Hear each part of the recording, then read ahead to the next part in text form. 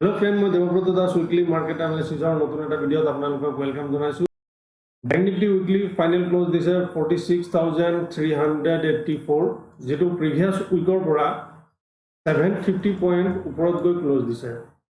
আৰু ইয়াত আমি যদি চাওঁ তেতিয়াহলে এটা ৰেঞ্জৰ ভিতৰত সোমাই আছে প্ৰাইসটো। আৰু এতিয়া যদি প্ৰাইসটো ইয়াৰ হাইটো যদি ব্ৰেক কৰে তেতিয়াহলে আমাৰ যেটো নেক্সট ৰেজিস্ট্যান্ট ওলাই আহিব হেটো হ'ব 48000 ৰ যেটো সাইকোলজিক্যাল লেভেল আছে হেটো ওলাই আহিব। আৰু ইয়াৰ যদি ডাউন সাইডে যদি ব্ৰেক কৰে তেতিয়াহলে আমি ডাউন সাইডৰ কাৰণে এটা আমি মুভ দেখিবলৈ পাম। ইয়াত ট্ৰেন্ড লাইন এটা হৈ আছে যেটো ট্ৰেন্ড লাইনে প্ৰাইসটো ওপৰত এতিয়ালৈকে ক্লোজ দি আছে। আৰু যেতিয়ালৈকে প্ৰাইসটো ওপৰত ক্লোজ দি আছে আমাৰ এটা আপসাইডে যোৱাৰ এটা চান্স থাকিব। আৰু যেতিয়া মাৰ্কেটটো যদি এটো ব্ৰেকডাউন কৰি দিয়ে তেতিয়াহলে মাৰ্কেটটো উইক হৈ যাব। আৰু ইয়াত এতিয়ালৈকে কিন্তু ইয়াত এটা ব্ৰেক কৰা নাই আৰু ই লোৱাৰ হাই বনাই আছে। আপসাইডৰ কাৰণে যিখিনি লেভেল হ'ব হেটো হ'ব 46922, তাৰপিছত হ'ব 47222, তাৰপিছত হ'ব 47888 আৰু ডাউন সাইডৰ কাৰণে হ'ব 44633, তাৰপিছত হ'ব 43744। এতিয়া আমি ডেইলি টাইম ফ্ৰেমত চাওঁ যে আমি ডেইলিত আমি কেনেকৈ ট্ৰেড প্লেন কৰিব পাৰোঁ। ইয়াত চাওক ইয়াত এটা ডাব্লিউ প্যাটাৰ্ন হৈ আছে। ডাব্লিউ প্যাটাৰ্নৰ যেটো ৰেজিস্ট্যান্ট আছে এই ৰেজিস্ট্যান্টটো যদি ব্ৰেক কৰি দিয়ে এতিয়া নেক্সট উইকত যদি ইয়াৰ ওপৰত যদি গ্যাপ আপ ওপেন হয় যদি এটো সাস্টেইন কৰি আপসাইডে যায় তেতিয়াহলে আমাৰ এটো ডাব্লিউ প্যাটাৰ্নটো এক্টিভ হৈ যাব আৰু ই আপসাইডে এটা মুভ ল'ব। আৰু ইয়াত এটো ব্ৰেক নকৰি যদি ডাউন সাইডে আহে তেতিয়াহলে ইয়াৰ যেটো ডাউন সাইডৰ এটা মুভ আমি দেখিবলৈ পাম। আৰু ই যেটো আছে 45000 ৰ যেটো সাইকোলজিক্যাল লেভেল আছে ইয়াত আহি সাপোৰ্ট ল'ব লাগে। এতিয়া ইয়াৰ হাইটো যদি ব্ৰেক কৰে তেতিয়াহলে আপসাইডৰ কাৰণে যিখিনি লেভেল হ'ব এটো হ'ব 46888, তাৰপিছত হ'ব 47266 আৰু ডাউন সাইডৰ কাৰণে আমি যদি চাওঁ 46000 ৰ ৰাউন্ড ফিগাৰৰ লেভেলটো হ'ব, তাৰপিছত হ'ব 45755, তাৰপিছত হ'ব 45677। এটো যদি আপসাইডে মুভ নকৰি যদি ডাউন সাইডে আহে তেতিয়াহলে আমি এটা ট্ৰিপল টপ ইয়াত ফৰ্মেশন হ'ব যেটো ট্ৰিপল টপে ডাউন সাইডত দি মুভ কৰা দেখা দিব। নেক্সট উইকত আমি মাৰ্কেটটো ওপেন হোৱাৰ লগে লগে আমি অলপ চাব লাগিব, তাৰপিছত প্ৰাইস একচনটো চাইহে আমি ট্ৰেড প্লেন কৰিব লাগিব। মাৰ্কেটটো ওপেন হৈ লগে লগে আমি ট্ৰেড প্লেন কৰিব নালাগে কিয়নো ইয়াত এটা ৰেজিস্ট্যান্ট জোনত থিয় হৈ আছে, এটো কাৰণে আমি অলপ চাব লাগিব। এটা 15 মিনিট টাইম ফ্ৰেমত চাওঁ যে আমি কেনেকৈ ট্ৰেড প্লেন কৰিব পাৰোঁ। এতিয়া মাৰ্কেটটো যেতিয়া ওপেন হৈছিল তেতিয়া এটা ৰেঞ্জৰ ভিতৰতে প্ৰাইসটো সোমাই আছে আৰু যেতিয়া ই ব্ৰেক কৰিছে তেতিয়া আমাৰ এই টাৰ্গেট কেইটা আমাৰ গোটেইখিনি আমি এচিভ কৰিছো। আৰু আমাৰ তিনটা লেভেল আছিল, তিনটা লেভেলৰ থাৰ্ড লেভেলটো হৈছিল 46666 যেটো আমি এচিভ কৰিছো আৰু যেটো হাই লগাইছে এটো হাই লগাইছে 46693,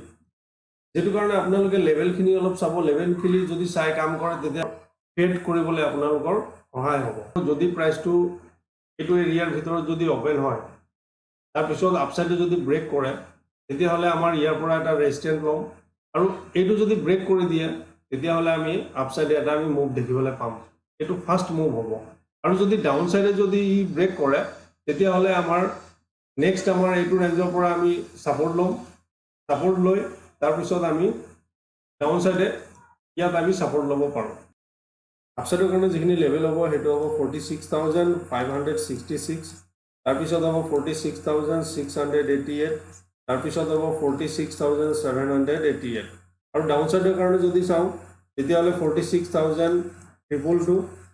তাৰপিছত 46022, তাৰপিছত হ'ব 45888।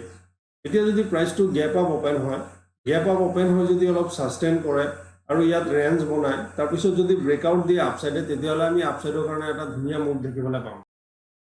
আৰু লাষ্ট ভিডিঅ'ত মই কৈছিলো যে এটো জায়গাৰ পৰা এতিয়া যদি এটা ৰেঞ্জ বনাই যদি ইয়াত থাকে তেতিয়া আমাৰ কাৰণে ভাল হ'ব আৰু প্ৰাইসটো ইয়াত এটা ৰেঞ্জৰ ভিতৰতে সোমাই আছে। এতিয়া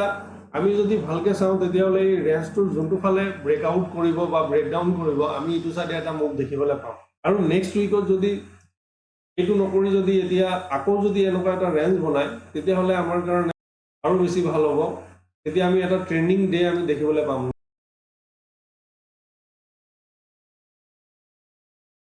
এতিয়া আমি নিফটিৰ কাৰণে চাওঁ যে উইকলি আমি কেনেকৈ ট্ৰেড প্লেন কৰিব পাৰোঁ। নিফটি উইকলি ক্লোজ দিছে 22,040 যেটো প্ৰিভিয়াছ ক্লোজৰ পৰা প্লাছ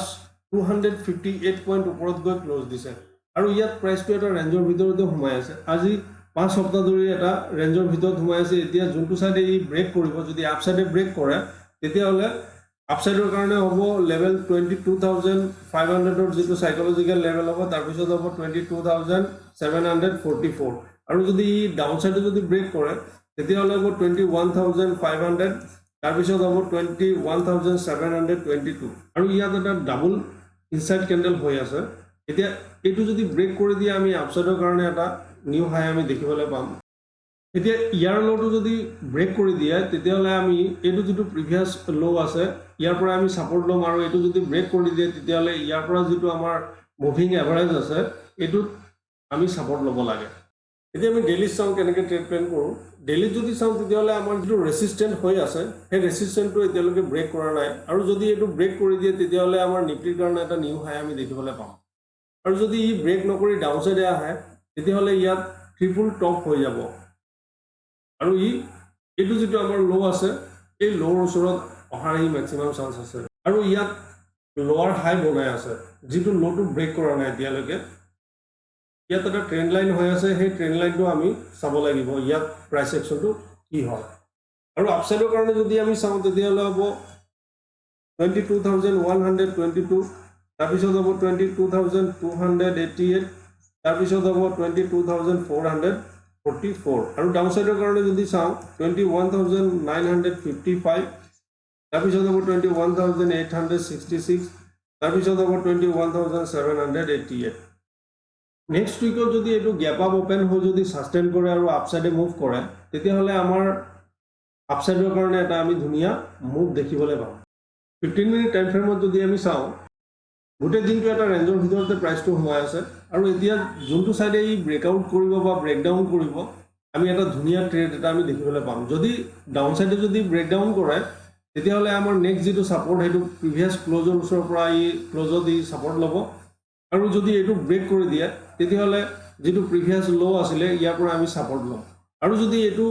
আপসাইডে যদি ব্ৰেক কৰে তেতিয়া হলে আমি এটা নিউ হাই বনোৱাৰ ম্যাক্সিমাম চান্স আছে যদি ইয়াত গ্যাপ আপ ওপেন হয় গ্যাপ আপ ওপেন হৈ যদি ইয়াত সাস্টেইন কৰে টাইম স্পেন্ড কৰে তাৰ পিছত যদি আপসাইডে মুভ কৰে তেতিয়া আমি আপসাইডৰ কাৰণে এটা ধুনিয়া মুভ দেখিবলৈ পাম আৰু যদি ইয়াত টাইম স্পেন্ড কৰি যদি ডাউন সাইডে ব্ৰেক কৰে তেতিয়া হলে প্ৰিভিয়াছ যেটো ক্লোজ আছে ইয়াৰ পৰা ই সাপোৰ্ট লব আৰু সাপোৰ্ট লৈ যদি ইয়াত টাইম স্পেন্ড কৰি যদি আকৌ আপসাইডে মুভ কৰে তেতিয়া হলে আমি সেকেন্ড হাফত আমি এটা আপসাইডৰ কাৰণে ট্ৰেড পাব পাৰো এতিয়া গ্যাপ ডাউন যদি ওপেন হৈ ডাউন সাইডে ব্ৰেক কৰে তেতিয়া হলে আমি ডাউন সাইডৰ কাৰণে এটা আমি মুভ দেখিবলৈ পাম যেটো আমাৰ প্ৰিভিয়াছ যেটো লো আছিল ইয়াৰ পৰা ই সাপোৰ্ট লব লাগে আৰু এটো যদি ব্ৰেক কৰি দিয়ে তেতিয়া হলে আমি আমাৰ যেটো প্ৰিভিয়াছ এটো আছে লো ইয়াৰ পৰা আমি সাপোৰ্ট লব লাগে আপসাইডৰ কাৰণে যেটো লেভেল হ'ব এটো হ'ব 22,111 তাৰ পিছত হ'ব 22,177 তাৰ পিছত হ'ব 22,222 আৰু ডাউন সাইডৰ কাৰণে যদি চাও 21,966 তাৰ পিছত হ'ব 21,911 তাৰ পিছত হ'ব 21,855 এতিয়া নেক্সট উইকত বহুত ওপেন হয় হেতু আমাৰ কাৰণে বহুত ইম্পৰ্টেন্ট কিয়নো ইয়াত ৰেজিস্ট্যান্টৰ ওচৰতে ইয়াত কনসলিডেশন কৰিছে যেটো কাৰণে ইয়াত আমি চাব লাগিব যে কোনটো সাইডে ব্ৰেকআউট বা ব্ৰেকডাউন দিয়ে হেতু আমাৰ কাৰণে বহুত ইম্পৰ্টেন্ট হেতু চাই আমি ট্ৰেড কৰিব লাগিব আৰু ওপেন হোৱাৰ লগে লগে আপোনালোকে ট্ৰেড নকৰিব অলপ সময় চাব প্ৰাইস একশনটো হ'বলৈ দিব তাৰ পিছতহে আমাৰ যেখিনি লেভেল দিয়া আছে হেমতে আমি কাম কৰি আশা কৰো ভিডিওটো আপোনালোকক ভাল লাগিব যদি ভাল লাগে লাইক শেয়াৰ এণ্ড সাবস্ক্ৰাইব কৰিব আৰু যদি নতুন চাই আছে তেতিয়া হলে সাবস্ক্ৰাইব কৰিবলৈ নাপাহৰিব আজি ইয়াতে শেষ কৰিছো ধন্যবাদ